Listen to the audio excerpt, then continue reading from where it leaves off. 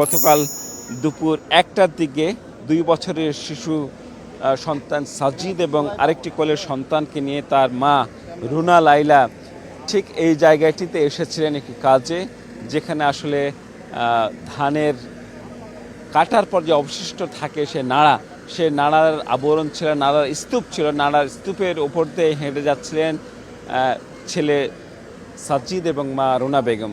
এই সময় ঠিক হাঁটতে হাঁটতে চোখের সামনেই সাজিদ শিশু একেবারে তলিয়ে হঠাৎ করে চোরাবালির মতো একবার নিচে দপ করে নিচে পড়ে যায় শিশুটি। তখন তিনি মা বলে চিৎকার করলে আসলে অসহায়ের মতো তিনি ছুটোছুটি করেছেন, কিন্তু সন্তানকে রক্ষায় তিনি আসলে কিছুই করতে পারেননি। তিনি আমাদেরকে সেটি জানিয়েছেন যে তিনি শুধু অসহায়ের মতো দেখেছেন, শিশুর নিজের ছেলেকে যে নিজের সামনে হারিয়ে যেতে দেখেছেন সেটি তিনি হৃদয় বিদারকভাবে আমাদের সামনে বর্ণনা করছিলেন। তিনি বলছেন যে আসলে শিশুটি যখন যত দূরে নিচের দিকে যাচ্ছে, যত গভীরে যাচ্ছে, তিনি সেই গভীর থেকে সেই গর্ত থেকে মা চিৎকার তিনি শুনতে পাচ্ছেন। শিশুটি কখনো দাদা বলেও চিৎকার করছেন, কিন্তু কেউ আসলে তাকে সহযোগিতা করতে পারেননি, কারণ যে গর্তের শিশুটি পড়েছে সেই গর্তের ব্যাসার্ধ খুবই কম, অর্থাৎ 12 ইঞ্চি ব্যাসার্ধের একটি পাইপ সেইখানে ছিল পানি উত্তোলনের জন্য, কিন্তু সেই পাইপটি ওঠানোর পর